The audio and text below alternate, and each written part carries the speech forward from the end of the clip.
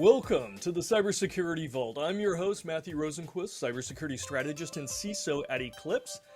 Today, we're going to talk about leadership in crisis. And I'm going to be talking with Dr. Alexander Stein. Dr. Stein is the founder of Dolus Advisors, who specializes in advising CEOs, senior management teams, corporate directors, and founders in organizational issues. He's also a contributor to the Forbes Leadership Channel, a member of the FBI InfraGard program, and serves on various leadership boards. Today's podcast is created in part by Eclipz, securing data in transit through any cloud, network, or device. So as we all know, cybersecurity, well, it's tough. It's stressful. The attackers maintain several different important advantages, and the stress level can be through the roof for cybersecurity professionals. Leadership, especially during crisis, is a pivotal factor in determining success or failure. So let's get the expert's opinion here and his insights. Welcome, Dr. Stein. Thank you for coming and talking with us. Thank you so much for having me, Matthew. It's always a pleasure to speak with you, and I'm really excited to talk about leaders and crises with your viewers. Well, it's two of my favorite topics. I love leaders and I love crisis, right? It really shows what they are and what they can be. But what does good leadership, especially in that crisis world, what does good leadership look like? One of the best things about talking about leadership in crisis is that you get to look at leaders and crises that come together. In other words, there are lots of leaders that end up causing crises, and then there are leaders who are effective or less than effective in responding to crises around them. Good leadership is leadership that can embody poise under duress, leaders who are able to manage themselves well and maintain their composure, don't lose their cognitive functioning, don't convey anxiety, even if they're experiencing it, are able to maintain stability in the environment around them. And you can't have leadership without followers. And so, leaders who are able to marshal people around them to stay with her or him through the crisis and to communicate what their vision is of a solution and to be able to maintain a sense of hopefulness and optimism around achieving those aims, right? If you've given up hope in a crisis, the crisis will prevail. Yeah, hope is such an interesting aspect, right? Especially when things are coming in, and I've been there before, right? Running crisis for large companies. How does that leader, right, in all the things that they have to do, trying to figure out what's going on, what resources they have, right, who's on that team or other resources, and at that darkest moment, how does a good leader foster that hope? Well, firstly, it really ought to be, hopefully, authentic for the leader, right? If you're manufacturing something as a performance, people are going to pick up on it. It's going to be very difficult to sustain that. So, we can talk in abstraction and then we can talk in detail, but, as a global perspective on the psychology of this, people who are preternaturally pessimistic or, typically beset with some form of anxiety or some such are going to be hard pressed. And sometimes people like that end up creating self-inflicted crises just to give themselves the opportunity to try to master that. And unfortunately, it doesn't always work out. And so it becomes this like serial project of, collapse and resurrection. But let's look at the other types of leaders instead for a minute and consider what's required. So there has to be a real sense of resolve around what you're doing and what's happened. If you're completely blindsided, it may be difficult to assess properly what's happening and therefore to be able to understand what needs to be done. So let's say there's some kind of black swan event. Assuming that it's not a fast-burning conflagration and you actually have 5 minutes to, take a breath and assess the situation, highly recommended, right? So gut reflexes have their place, but really effective solutions to massive crises require planning, and it requires clarity, and often it requires a collaborative process of strategizing, what needs to happen when and where and how. It's not just one person. It's not just a general shouting commands to underlings, right? So if you have no idea what caused the problem and what's going on, and you're flummoxed, the likelihood of coming through it in one piece is commensurately diminished. The best leaders in crisis are the ones who are generally prepared for the crisis to happen.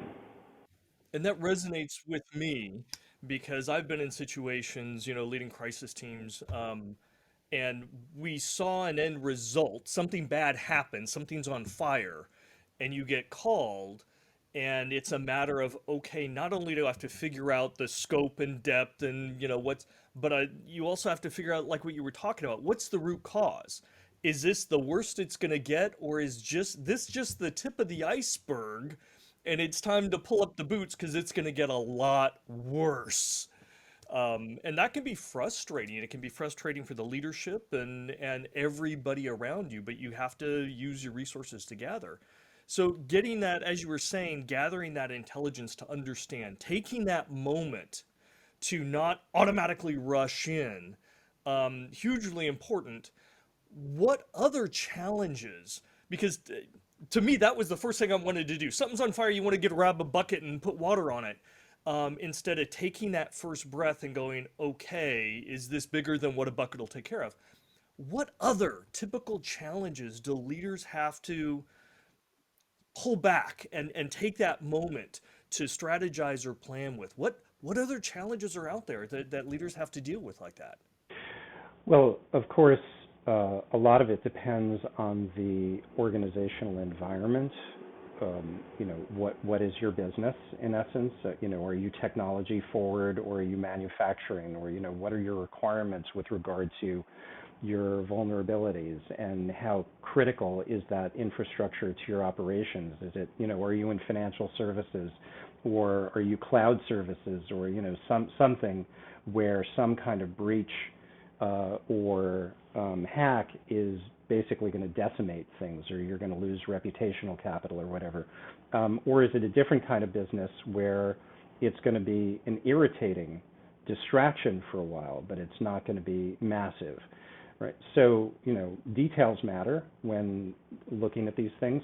And from my professional perspective, where everything is focused on the human dimension of it, which in no way diminishes all of the other elements in the array, the technical, the technological, the infrastructure, but it's the decision making that is always my focus, whether it's before, during, or after a crisis, is who are the people involved? How do they relate to each other? How cohesive is the team? How well do they communicate? What is the level of trust? What is their capacity to function with coherence across different functionalities in the organization, or is it disjointed? That too is a part of preparation. It's not just tabletoping exercises. It's really about what is the culture of the organization and what kind of resilience is intrinsic to it. Is it a tyrannical or a top-down command and control type organization where if the leader is faltering or if the leader is mistaken in some way, then there's going to be a cascade effect which may not turn out well. Whereas if you have a group of executives or distributed decision making where people trust one another, like on a high quality sports team or an elite orchestra, where a leader or a captain is important, but everyone is capable of maintaining the highest standards of excellence, and any one member can execute in a way that's as close to perfection as would be needed in any given circumstance, the chances of an optimal outcome increase proportionally. Are there risks in this decision? Because that's what a leader's doing, right? They're making the decisions or driving to decisions. It seems to me that if they're not authorized to make decisions, that they're hobbled. If and as you mentioned, there's different types of decision-making processes where it's collaborative or just, a single authoritarian one. Each one has pros and cons. How important is all that, and is there a best practice when it comes to that executive decision-making capabilities for a leader in crisis? I think it's actually a harder question to answer than it sounds. It seems almost as if I should be able to say, well, yeah, sure there is, and this is what it is. But it's so individualistic. In some respects, this is part of the problem set with respect to elevating chief decision makers in organizations to be able to enhance their decision-making capabilities, because you would think that it could be trained or educated, or you can read a business magazine or watch Cybersecurity Vault podcasts and learn what you need to know. The problem, or the problem is, and the problems are, that a lot of what comes in a crisis, especially, but not only, is more about character than knowledge. Going back to what I said at the beginning regarding, poise under duress, the capacity to manage yourself, right? To not be hamstrung by anxiety or fears, or to be able to communicate effectively, to be able to maintain executive capacities. And I don't mean that in terms of your seat or your position, but your cognitive abilities, right? So because one of the things that happens in high stress moments typically is a cognitive decline. People freeze up, or they don't think straight, and things like that. So there are ways to train against that and to improve your abilities in those ways. But there are some people who come to those moments with more talent and more embedded reflexes that are situationally appropriate than others. And it's not always, those things don't always harmonize in non-crisis situations. There are people who are like just born to be in combat, in a sense. And often they have a background which, for better or for worse, prepared them for combat, which means that there's probably some history of trauma or abuse or neglect, or some life circumstances that necessitated adaptations that enabled them to develop all kinds of skills to survive and to thrive. And so these are people who may excel in really effective decision making in a crisis, but may not actually be the best leaders when things are going well, or they may not be strategic leaders when you're just looking to grow. You bring up some great aspects here, right? Because you're talking about skills, you're talking about attitudes, you're talking about experiences. So what makes that best leader? Is somebody born with, most of the skills that are they're needed, or they're just, as you said, kind of made for that role? Is it somebody that goes to school and learns all those skills, the communication skills, or is it somebody that's just been in the fire for so long, has the scars and the experience, has been tempered by the crisis events one after the another, that they've learned to survive and to thrive? Where do we find this pool of leaders? Because it sounds like organizations really need to be careful in who they choose to be a leader in crisis. What kinds of people, born, trained, or experienced, where should they be looking? Well, I can just say the answer to the nature nurture question is yes, and we can end the podcast right now. um, Ambiguity. We're used to it in cybersecurity. Sure, the answer is yes. or the more typical and better answer is it depends. Yeah, it depends. That's reserved for lawyers. I'm sorry, we can't use that. It's got to be for the lawyers that have that one. So can No, it be any of those? Is it? And if so, what would be the markers? Right?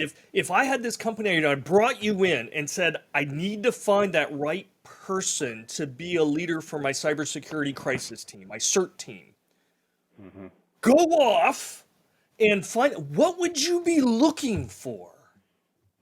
So, since you mentioned lawyers, I actually think in my experience, not as a lawyer, but as an advisor to boards and companies who are engaged in high stakes leadership hiring and assessments, that you want to define your terms. Because speaking of ambiguity, what is a best leader? What does that mean? Not just in kind of universal terms, but what does it mean for your company? So it's not too dissimilar from entering into any other kind of important relationship. If when you were a younger man and you were deciding to get married and you said to yourself, I'm going to go out and find the best spouse I possibly can, it's a bit vague, right? So you must have had some kind of criteria in mind. Now, not to break the analogy too much by equating spouses and business leaders, my point here in aiming in this direction is that it's really, really important to think about what are those qualities and characteristics in detail, not in general. And even when you start distilling it into its subcomponents, you're going to want all those KPIs. You're going to want competencies, skills, knowledge, experience, and all of the characteristics and attributes of poise, charisma, communication skills. Go down the list. It's going to be your profile is probably going to be very robust, but it needs to be specific and tailored to your organization, right? So the CISO leader might be different from the CEO or the CFO, of course, right? And not just by skill and not just by knowledge, training, and education, but also perhaps by temperament.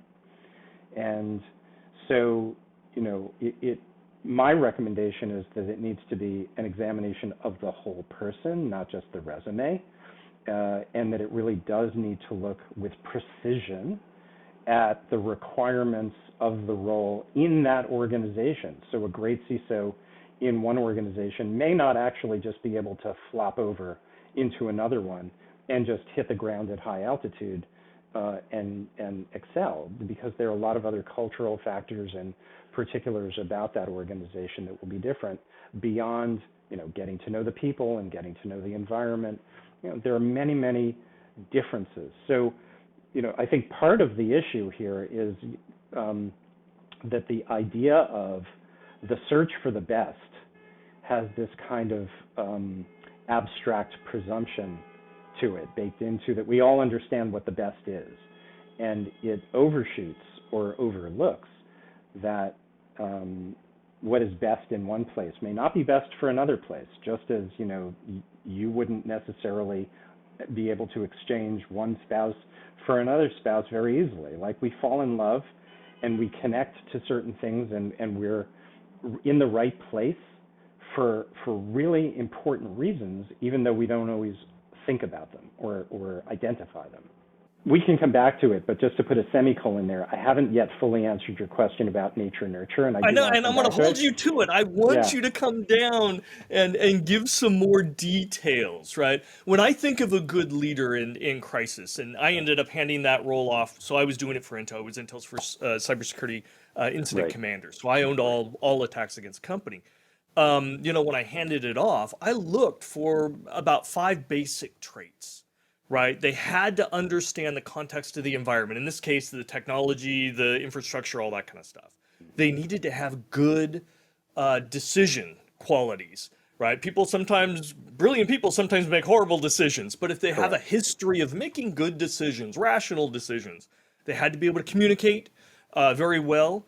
They had to inspire people, Yeah. especially, during times that things are breaking, right? Everyone's getting yelled at. And lastly, they had to be able to hold their composure under stress because Yeah. everybody's looking at them.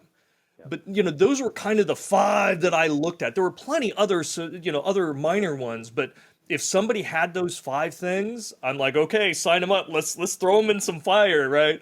Mhm. What is your list? What is your tangible list that you would look for? I love all five that you mentioned. They are on my list.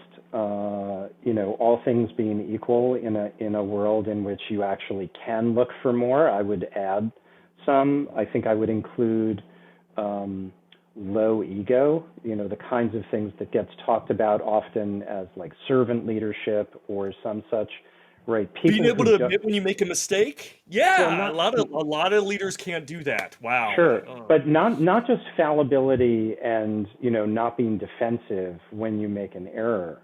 That's also very important. Let's add that one to the list, but that's actually separate. What I'm Okay. referring to here is sort of minimal narcissism. In other words, it's not the me show. It's how can I help? What can I do to enhance the situation? How can I add value to mitigating problems and solving problems when they happen, and not contributing to the problem because I need to be seen as important, right? So to me, that's crucial in excellent leadership. Yeah, I would agree. I would agree. If it's all about you, you're not the right person for the role. There should be a clear goal, and the clear goal is to go fix this other stuff and help the people downstream. Right, but Yeah. since you mentioned, being able to admit failure or mistakes, one of the things that I also look for, and I often pointedly ask these kinds of questions when I'm participating in the interview process, is how did you respond when something didn't go as expected? What was that like for you? And what did you do to get through that? And then what did you learn from it? And that also, I would say, is a crucial factor in excellent leadership because it's impossible to not make mistakes. Everybody F's up. Everybody gets it wrong sometimes. Then what happens is really what matters, right? Like, obviously, you want somebody who makes minimal mistakes. You don't want a surgeon or a pilot who makes lots of mistakes, Yeah. right? Let's not do that. Right. But it happens. So what happens after it happens, to me, is one of the decisive differentiators. That really shows a lot about one's character, right? Yes. Yeah. And the ability, because you're already dealing with a crisis, there's going to be other mistakes, and not only your own, but also people that are right near you that you're guiding. Are you just going to focus on them and demoralize them further, or are you going to move forward and go, okay, it was a mistake, that's fine, we're going to adapt, we're going to move forward, our goals haven't changed, let's compensate and keep on the path, right? Absolutely. Absolutely. And that, of course, is immediately implicated in aspects of organizational culture as a whole, not just, departmental subcultures. So, if you have a board or a board chair or, a CEO who is castigating when people make mistakes rather than that really sucks that happened, let's put it, under the microscope and look at that and see what we can do. Those are two entirely different scenarios, very different cultures. And what happens after is also very different. People are less likely to really internalize the lessons to be gained from failures or from crises and be able to implement and execute on that the next time it happens, and it will, when you're in a situation where you're shamed and blamed. Whereas if you're in a situation where it's, recoverable and there's sufficient psychological safety in the culture to permit growth and learning and understanding, and that people still trust each other, the likelihood of mitigating risks is higher, actually, right? And this is where being able to manage anxiety is enormously important. People who go around thinking the sky is falling and it's you who caused it are very likely to step into a hole, right? Whereas people who are like, well, things happen, let's see what we can do, are just more self-aware and more interested in the people around them. So as we talk about, leaders being able to be effective and consistent and comprehensive in what they do, as well as draw in previous learnings during these times of stress and chaos, how important are frameworks or policies, guidelines for them? Are they potentially a hindrance to a great leader in trying to get something done, and they've got the skills to move fast? Are they an important foundation for leaders so that they don't go wild and miss something obvious or fail, keep making the same mistake as they did in the previous one again and again and again? Yeah. Where is that? Do we need them? Do we not need them? Is there a balance? Frameworks and procedures. It's a wonderful question. This is a common issue in organizations as well as in societies, where you have grave injustices that are perpetrated in the name of justice, right? Or things that are legal but inhumane. Or things that are regulated and proper, but immoral in some regards, or intrusive. And so there are plenty of ways in which guidelines, policies, and procedures will be stultifying and suffocating and destructive to being able to respond, agilely or even correctly. It's possible that you might have to do something wrong to get it right, in a sense. And so people who are rigid around that, who are really rule-bound and overly compliant on principle, not out of ethics, may be more likely to end up responding ineffectively because they're trying to do the right thing rather than doing what needs to be done right. That being said, of course, it would be a fiasco if you didn't have those frameworks. And not incidentally, depending on what framework you're referencing, many of them are substantial and really important bodies of knowledge and work. And they've been composed by experts. And you have panels of scholars, academics, researchers, practitioners in the field who are drawing on decades of experience to put together guidelines to help everyone do the right thing and to be able to anticipate the things that could happen. And so to just, reject that or shunt it to the side because you don't want to be confined by rules is also absurd, right? So I think what we're talking about here is, how do you have a healthy balance between, the importance of frameworks, regulatory controls in environments where it's really important, other kinds of controls like in financial services, oversight, which is much needed in a lot of technological applications and services, without choking the life out of what needs to be done. Without hobbling your crisis team and the leadership to begin with, yes. Exactly.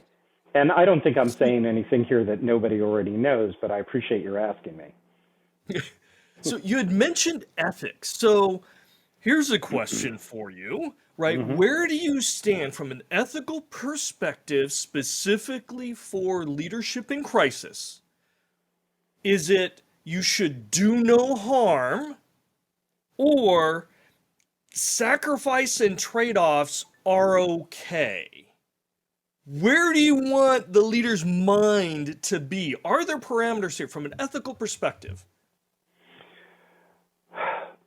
not to quibble with you as you're the host and I'm the guest, but I'm not so sure that I agree as a fundamental that those two pieces of the question actually go together.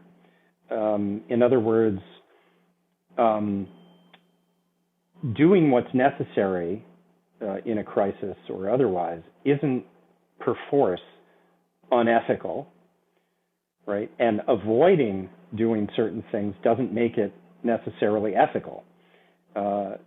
So, ethics is a very broad topic, obviously, philosophically.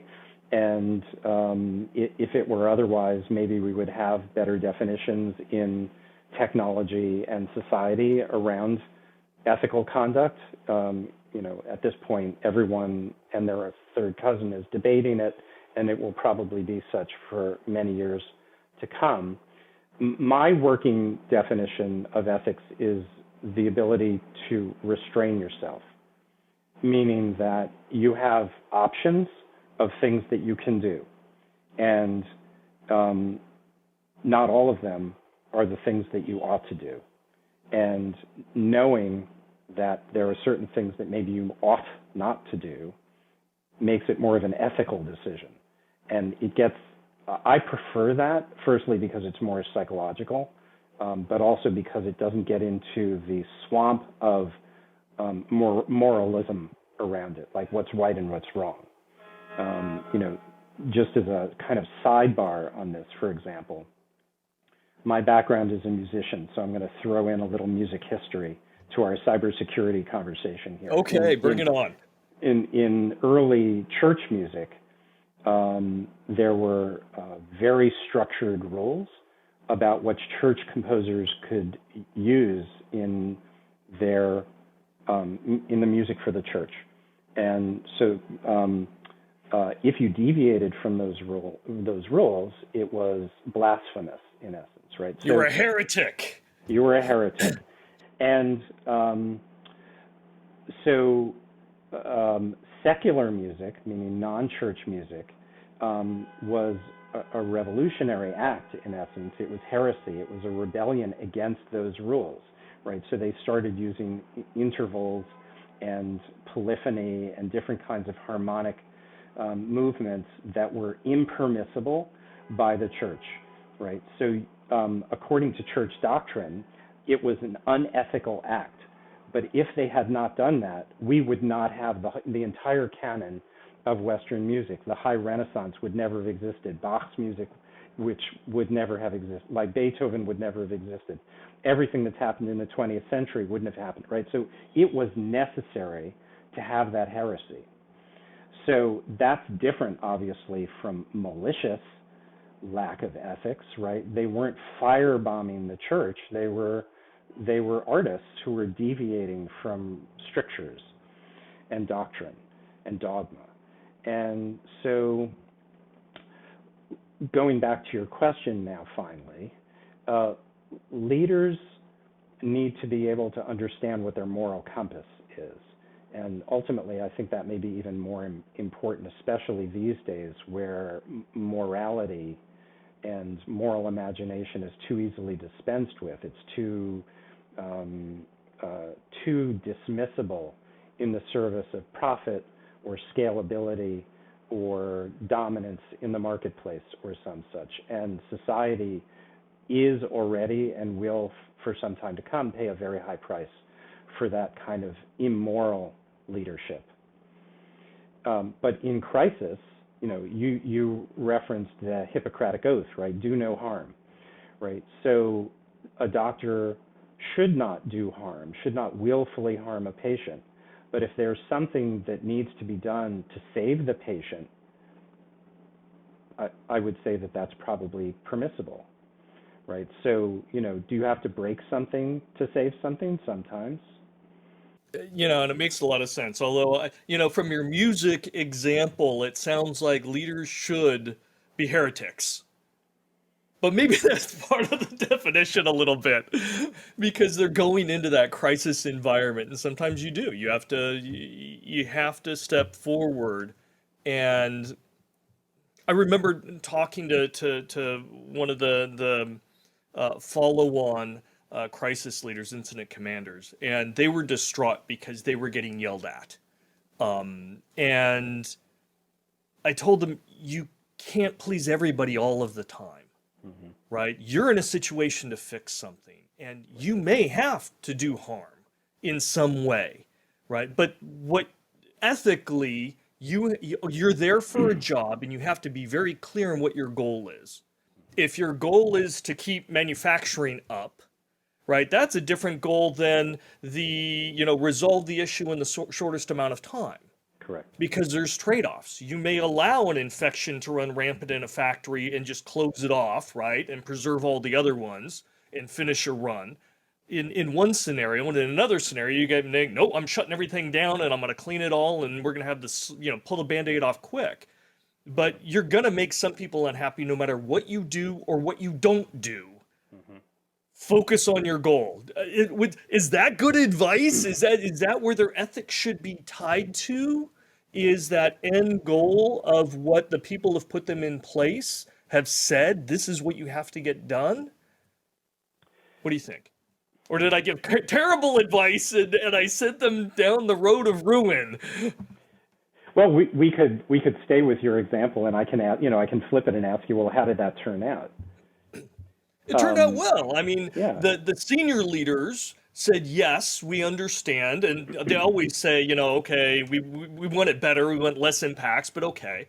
But they also made some enemies in different business units because they felt that their priority should have been what that incident commander was trying to achieve. And there was a disconnect, right? If you're the owner of an application or a server, keeping that up is most important to you. And if the incident commander says, no, I got to take it down, or I take you off the network because you're potentially causing harm, I got to do it, right? And that, no matter what you tell them, no matter what justification it is, to them, that application or server is their world, right? And so it just doesn't matter. You're telling somebody their baby's ugly, and you gotta do something. Look, it sounds like you gave good advice. Who am I to debate that with you, especially post facto? I'm not going to, Monday morning quarterback your decision. It sounds like you traveled the road that you saw, and it turned out well. And some of those internal conflicts are going to be unavoidable. I don't see that necessarily, by the way, as an ethical conundrum. Essentially, you have competing views of ownership of different things. You said one thing was important, your colleague said another thing was important. You had to disagree on something, and there's friction there. There's a conflict there. And you're right, you can't please all the people all the time, but what is your what are goals? What are your common goals there? So just to go a little bit deeper on it, though, my perspective on that kind of executive decision-making or leadership decision-making is to minimize unintended consequences to the greatest degree possible, right? So it has less to do with, am I doing the right thing or the wrong thing, or what does the rules say, or what does my colleague want, or like which part of the business are we going to prioritize over others, but really to be able to take as multidimensional view as possible of the scenario and be able to forecast as many variables as possible so that you can understand, if I do this, there are going to be a host of cascading consequences to that. I'd like to know as many of them as possible, and then let's put all of them together, assuming that we can, and find the path that minimizes as many of the adverse consequences as we can. Cost-benefit analysis, basically, right? In essence, I think of it, I'm thinking of it more in the human perspective, not in the tangible ones. It's really more the intangibles. But yes, you could look at it that way. Although it is possible that the best solution will be incredibly expensive. That doesn't make it a bad answer. Okay, so, we've talked about a lot of high level and personalities and so forth, or traits and the way people think.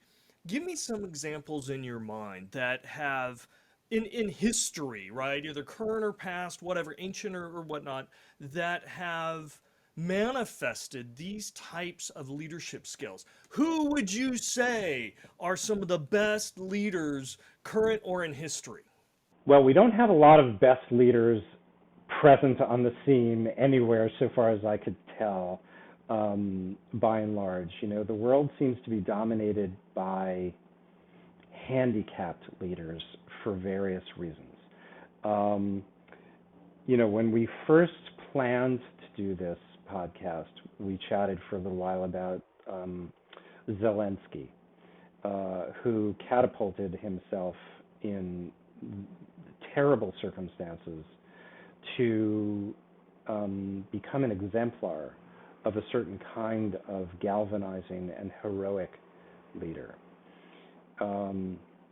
Certainly, he qualifies as a leader in crisis. Um, so, he comes to mind at the moment still, even all these months later, as someone, although his name is less in the news now than it was at the very beginning, he remains a potent force. And I don't know him well. I mean, I haven't studied him. I don't know him at all, but he's not a figure as a leader that I can speak about deeply or knowledgeably, except that he does seem to embody the moment, that he has brought to bear in the crisis that has befallen his country and his people, a clarity around certain things and a capacity to bring people together for a cause against the injustices and the criminality that they're battling. And that's a very admirable thing. I would say, by contrast, someone else who's in the news constantly, but who overestimates himself as a remarkable leader, but I would say is Musk, who is vaunted as this brilliant, trailblazing innovator, but who is perennially creating havoc. And in many respects, I would say, needlessly undermining his own potential as a leader and a thinker. He becomes, in so many respects, an example of a leadership figure who has tremendous capacity and potential, but who thwarts himself vexingly in the service of trying to enhance what's already there. So he becomes self-diminishing in the service of trying to expand himself. And it's so pathological. And I think one of the things that I find most troubling about him as a leader is the way in which society valorizes him. He's such a figure. I mean, there are plenty of camps where it's like, love him or hate him. But there are so many people who look at someone like him. I don't mean to pick on him necessarily for too long, but there are people who look at someone like that and say, yes, we need more heretic leaders. And I would say, no, we don't. Actually, we need leaders with a strong moral vision and who have a sense of their understanding of the role of their organization and their capacity to do something for society, not just for themselves or their own enrichment. Zuckerberg would be another one. I would put in a similar category to Musk. Maybe this is another conversation for a different episode if you want to have it. But, I mean, these are troubling times for good reasons, and a dearth of exceptional leadership is chief among the reasons, actually. Well, I think you bring up a good point, right? Just because somebody accomplishes something great, and whether it's Zuckerberg or whether it's Musk, and both have been hugely successful, right, in what they do, that doesn't necessarily make them a good leader in crisis. In fact, they can be the one shooting their own foot and really, as you said, hobbling their potential of how they could come out at the very end. So that leads me to the question, how important is somebody's desire to be in a leadership position? Because I look back in history and we look at Washington, right, who didn't want to be president. He didn't want to lead. He didn't want to go to war. And yet he led, an army, a ragtag army against the best army and navy on the planet and was victorious in odds completely against him, right? There was no way anybody thought he would win. And on the other hand, you have somebody like General Patton in World War II, whose lifelong dream was to lead troops in battle against a superior enemy, and this is all he lived and trained for. Both outstanding leadership from getting results. One didn't really want it, the other one did. Is that important? Yes, of course. How it plays out matters in the details, right?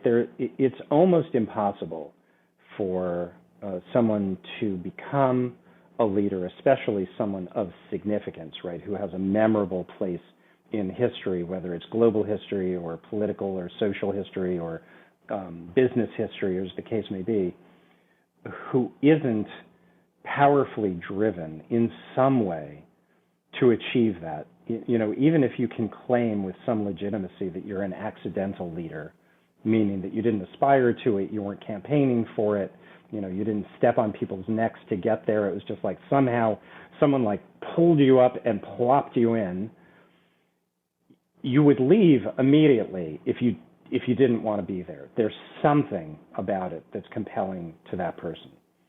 So, I'm no scholar of early American history, and I can't really respond well to your examples, but what I would say as more of a generalized comment is going back to what I said earlier regarding low ego, right, or the elements relating to levels of narcissism and narcissistic investment in something. People are ambitious or aspirational for lots and lots of different reasons.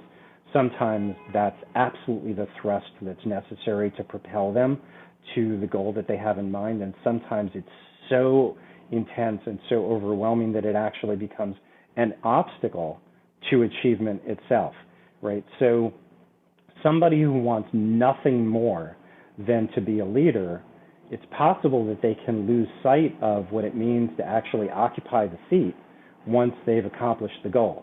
Whereas somebody who maybe is more interested in what it will be to be a leader, but is less focused on becoming the leader, will be a more effective leader. Does that make sense? Or was that too... I think it does, right? And I think no matter where their mindset, there's ramifications of that. For sure. Both good and bad, right? That person that really wants to be the leader, they may have spent the last 5 years learning and reading and understanding and looking for situations where they can hone their skills. But on the downside, their ego may be so big that it becomes a detriment. Sure. But on the other side, you may have somebody that doesn't have the ego and that will not be the barrier, but they may not have focused and sharpened their skills to be as efficient as might be needed. So, I mean, there's no perfect answer. And again, we get back to it depends. There's a balance. There's pros and cons, and every single one of us is different. Yes, and I mean, yes, we could come back to it depends and things like that, but I would prefer with you as well as with clients I work with in companies to not be so imprecise. So let me, if we have a minute, come back a little bit to the nature nurture thing and look at it from the perspective of this last question that you posed regarding sort of the drivers for leadership. And to bear in mind that there are a lot of subtle complexities in someone's history that play out in what the motivations are to pursue or not certain goals. So, there are people, for example, who, in essence, orient their entire life to, proving that the disapproving parent was wrong, and that, what they can do for themselves is going to be evidence of their worth in the world. And it will eviscerate, that experience of neglect or disapproval and shame and all of those things. There may be somebody else who comes from a place of deprivation of various sorts and who makes a decision, I will never have that in my life again. I'm going to do anything I can to make sure that I have sufficiency, if not abundance, and that I'm going to take care of other people so that they don't experience what I did. And that's their motivation. And those kinds of subterranean details in personal history are incredibly important in terms of understanding where people are coming from, basically. Like, how did you get to be here? Why do you want to be here? How are you going to occupy this place if you are there, right? Because what's going on under the surface for them is very, very influential, but it's not always acknowledged, and it's not always visible, right? You can't get that kind of stuff just from looking at someone's resume or their trajectory professionally, or even in an interview, unless you're interviewing in a particular way that's designed to try to surface that kind of psychological intelligence.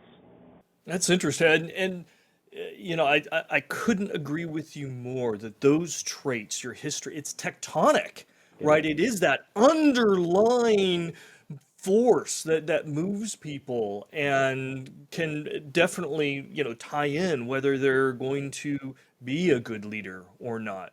So, final question for you, because I think some of the listeners here are going to, either fortunately or unfortunately, find themselves in the position where they are the leader in some crisis, whether it be cyber or something else. And it creates stress and there's challenges.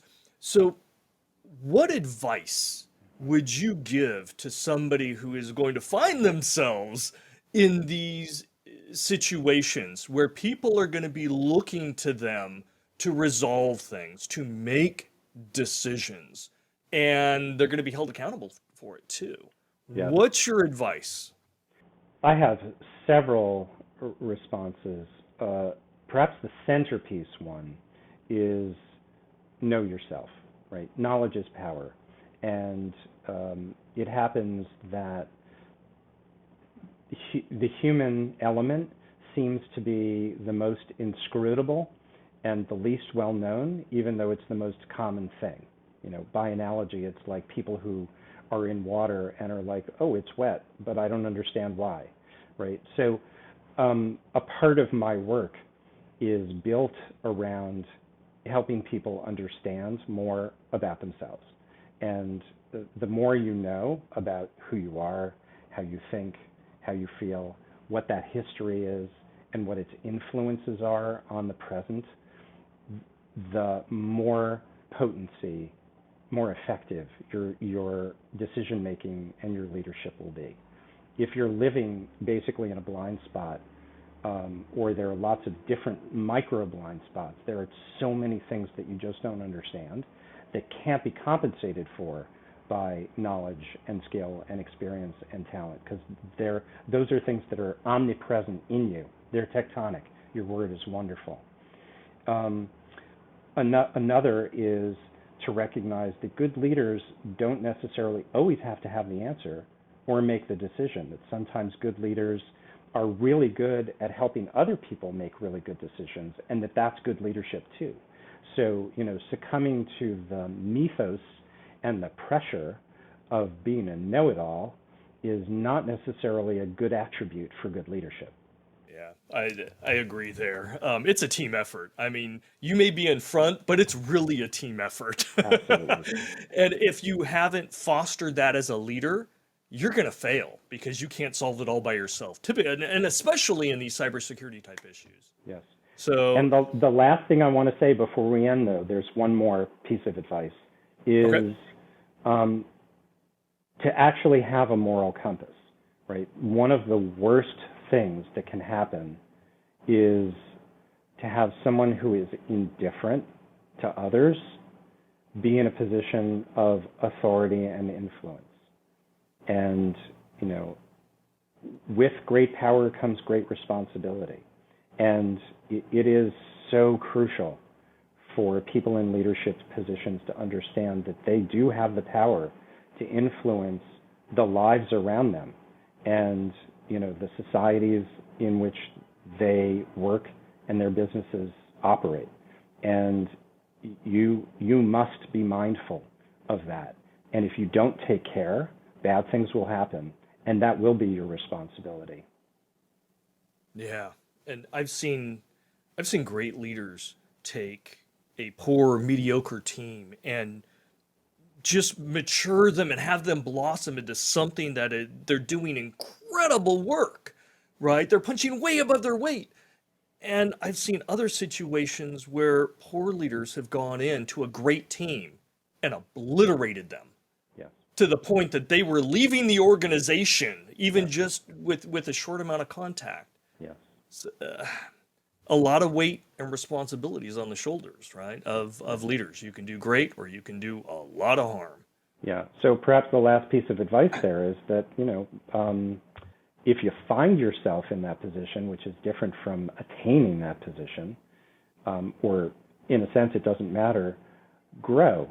Like, don't just presume that you've arrived full blown, right? There's a lot to develop in leaders. There's no such thing as a perfect leader, and no such thing as a leader who arrives like absolutely prepared for everything. There is room to develop. Be So do you humble. give the advice to ask for help as well for leaders?